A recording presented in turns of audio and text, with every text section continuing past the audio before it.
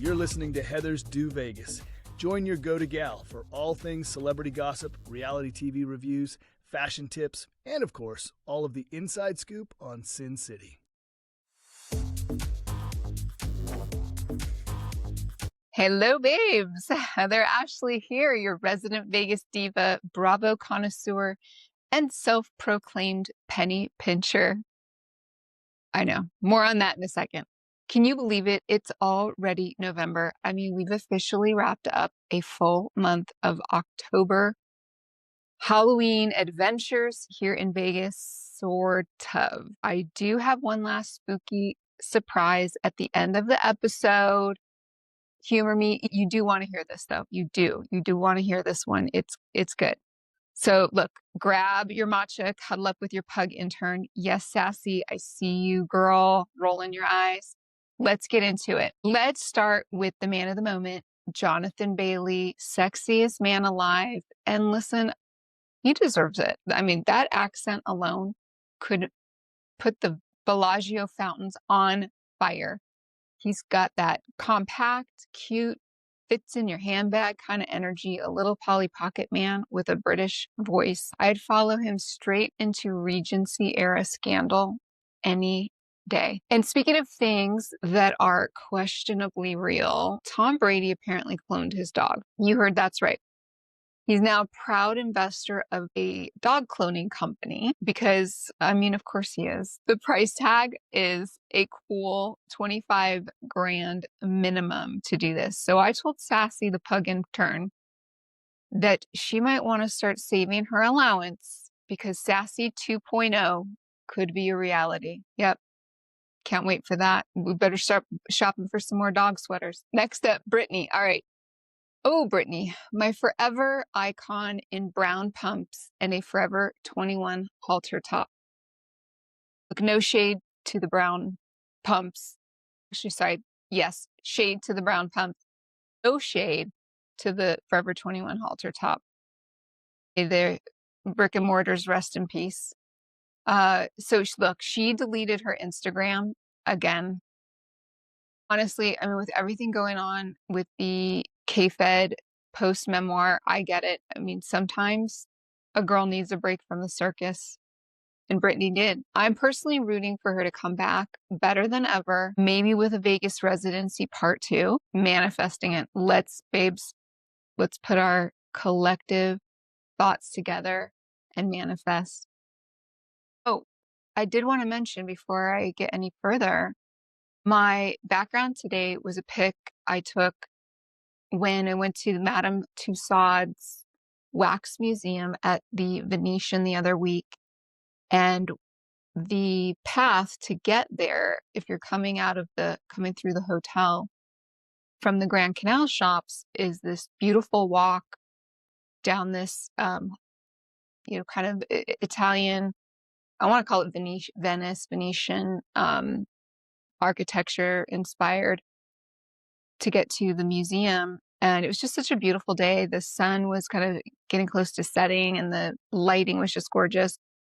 I thought this would make a great backdrop today. And then I paired it with kind of a like Dolce inspired strapless number to just really round out our full Italian experience today. Love it. Okay. All right. Enough of that. But while we are in the manifesting zone, let's talk about pennies, my penny pinching era. Apparently there is a nationwide penny shortage. If you've not heard about this, whether you go to McDonald's or Whole Foods, they are asking if you want to round up your payment so you can avoid the change issue because they don't have pennies. Yeah, I mean, it's 2025. Our apocalypse is not zombies like everyone thought. It's exact change. Yep.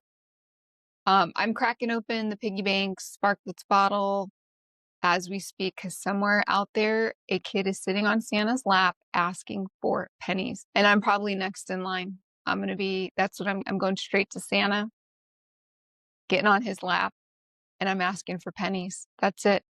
You know, normally it'd be like a Gucci bag, Fendi bag. That might be nice. Some jewelry. No, ma'am. I'm asking for pennies this year. Penny, hot commodity, hot commodity. Whew. Okay, Bravo babes, let's sip this tea while it's hot.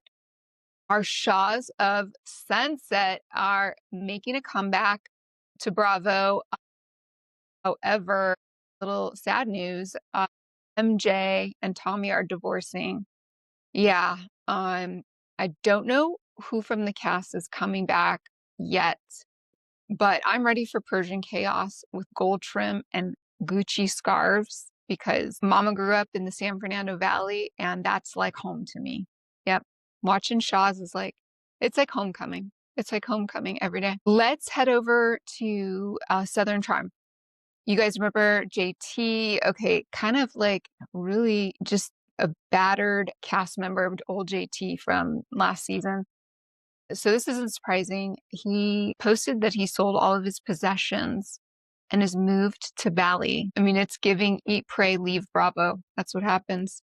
That's what happens too when you decide to go cold turkey and stop watching Housewives. It's like eat, pray, leave Bravo, and hope for the best. We hope for the best for JT. Speaking of someone else who is left Bravo, but not of her own volition, that would be Jennifer Aiden from Jersey, saying that she's quitting, but she was not asked to be back on New Jersey and was not asked to attend BravoCon. You know, and honestly, if I were snubbed from BravoCon, I'd deactivate too. Wishing her well.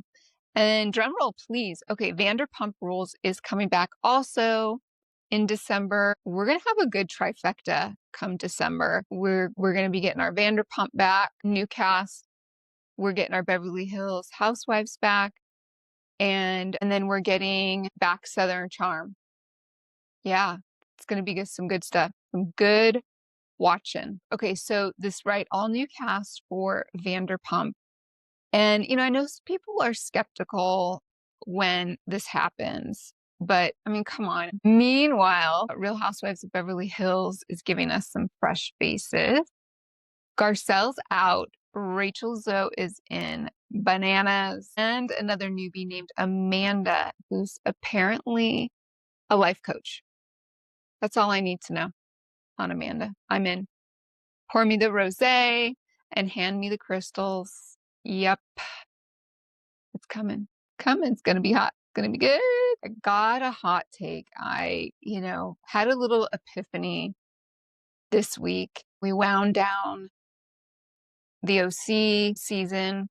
We're starting to get to the halfway, if not past the halfway point on Salt Lake. I got a hot take on the Housewives. Just follow me on this one. I'm going to take you to a good place. So these shows, in my opinion, over many a year, dipping in and dipping out, they went from like this general hospital to Jurassic Park. Let me elaborate. We started with very like soap opera dynasty-esque drama. We had a little wine toss here, a little shade there. And now we've got dinosaurs of dysfunction stomping through group chats, leaking screenshots, and starting podcasts about their own fights. And that's the evolution that I've seen these shows. And I just want to ask, can we get back to simpler times? Bravo, let's start fresh. I might volunteer. Heather's Do Vegas, Housewives Edition, new rules, no blackmail, no burner account, just brunch and bad decisions. Hand on the Bible. All I can do is throw it out there. All I can do is throw it out into the universe. Yeah. You guys let me know. You let me know. I could use the support. I could. We could, and we could all use it. We could all use a show that gives us a throwback to some of that simpler, easygoing, just having a fun time. This episode of Heather's Do Vegas is proudly sponsored by Valley Girl Shop. Valley Girl Shop isn't just a brand, it's a whole vibe. Founded by a true San Fernando Valley native, Valley Girl celebrates the bold, confident spirit of Valley girls everywhere. From the Las Vegas Valley to Phoenix and LA. At Valley Girl Shop, you'll find more than just trendy clothes. You'll discover a full lifestyle. We're talking fun, expressive apparel, statement-making tumblers, sleek yoga mats, and must-have weekender tote bags that take you from brunch to beach in style. Whether you're repping your city or just living life with flair, Valley Girl has you covered. So wherever you are, poolside in Vegas, desert chic in Phoenix, or cruising the LA scene, embrace your inner Valley Girl. Let our collections inspire you to live boldly, dress confidently, and celebrate your unique vibe every day. Shop now at valleygirlshop.com. That's valleygirlshop.com. Okay, Housewives of OC. All right, let's talk about this. Right, so this episode gave us the Tamra versus Gretchen, part 5,000. I mean, right, we've got the screenshots and the DMs, cyber stalking. Gina turned into a CSI agent. Tamra's shaking, Gretchen's denying, and their reunion is going to be a digital bloodbath. That was it in a nutshell. This is why I'm asking for simpler time. I mean, you guys know I don't need to get in and dissect this episode because I know you're watching and you get the gist of it. It just got so weird and ugly. I feel like the moral to the story in each of these situations, whether it's this alleged Gretchen liked these Instagram posts that everyone felt was offensive, somebody coming out of the woodwork claiming that they were talking to Tamra all season and she's divulging secrets. It's all completely alleged and there's all reasonable doubt every which way in these situations. And that's why, again, I'm asking for simpler times. Simpler times. Okay. The Salt Lake City Housewives, they are still on the below deck yacht. I love the crossover. I love it. Okay. But maybe at this point, it's becoming a Gilligan's Island Housewives edition because, between Bronwyn's hot couture lifeboat look and Todd's alleged makeout scandal, it's crazy. Crazy. Bananas, as our Rachel Zoe would say. Bananas. Lisa's season is rough. But I have to give her credit. She's consistent. That consistently chaotic. She does not back down. She's just a bulldog. No matter what, she's just, her mouth never stops. Never stop. But I did need a break from kind of all of this craziness to some, lighter watching, some shows I've been talking about. You guys, my green screen is just going in and out, in and out. I'm blending in with the pillars here. Remember to watch on YouTube so you can see this craziness. You can see it all on the YouTube channel. Let's talk Golden Bachelor. I don't ever want this to end. Although I am kind of cracking up over Mel, the Golden Bachelor. The ladies made fun of him a couple episodes back, and they were calling him like the Tommy Bahama Frankenstein. Love it. It was hilarious. And now that I've heard that, I cannot unhear it. And so every time I'm watching Mel on camera and he's like walking like Frankenstein with a linen shirt on. Oh my gosh, like Tommy Bahama linen shirt. I'm dying. It's so funny. But I'm invested, especially in this season, because one of the final two women is from Vegas. Yes, my hometown hero, Peg. She's a retired firefighter, bomb tech, and hopeless romantic. I'm rooting for her hard. So Peg, let's get it, girl. Let's get it. Also, watching Dancing with the Stars. I watched this show when it very first started and then really never got back into it. And I'm telling you, this is a worth watch. It's really, really super entertaining. And so well done. I'm just all over it. But I was thinking to myself, how fun, to participate on this show and to be asked to be on. And I thought that would be like a dream come true and a worst nightmare at the same time, because I can't even master a TikTok routine, but I could do a whole lot of sparkle and some twirling around. But I watch them and I'm like, that looks so amazing. And I'm just so jealous at how fun it looks to just put on those routines and like have the hair, makeup, and all the glam and the costume and everything. Anyway, enough of that. Okay, let's get into my Vegas adventure for this week. As I mentioned earlier, yes, this is a holdover from October. It is a spooky one. I couldn't fit it into the October schedule because there's just so much going on. But I'm going to tell you, this doesn't need to be October for you to participate. It is year round. And actually, I think it's a little bit more fun to do it this time of year as weather is getting cooler, and it does kind of make it feel a little more spooky. So this was called Vegas Afterlife Walking Ghost Tour. And it starts downtown right in front of the El Cortez Hotel with a guide who's like equal parts historian and ghost whisperer. You learn a lot about the mob, Benny Binion, all the eerie legends of Fremont Street, including this lady in red who's said to haunt the canopy above and walk through the crowd.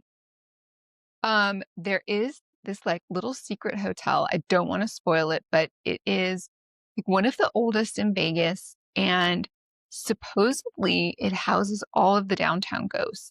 In particular, when it was closed for 10 years. And just all of the spirits collectively, like they made that their Vegas haunt, figuratively, literally. And so much so that, they have dedicated, there's a whole wall inside the hotel that is dedicated to talking about the haunted experiences that guests have. Again, you're going to have to go to the socials and see my videos on this and press pause because people have testimonies of their experiences in the rooms throughout the hotel. And we noticed in reading through them, most of the paranormal experiences happened between 1 a.m. and 3 or 4 in the morning is when most of them were documented. Also, Benny Binion has a suite there, and people still report strange activities. You can even stay in his room for a full VIP haunted experience. Yeah. And when we went, it was a full moon. The wind was kicking up, total spooky perfection. Mason, head of security, was keeping an eye out for ghosts. While Sassy supervised my purse, obviously. And someone's got to be on the purse duty.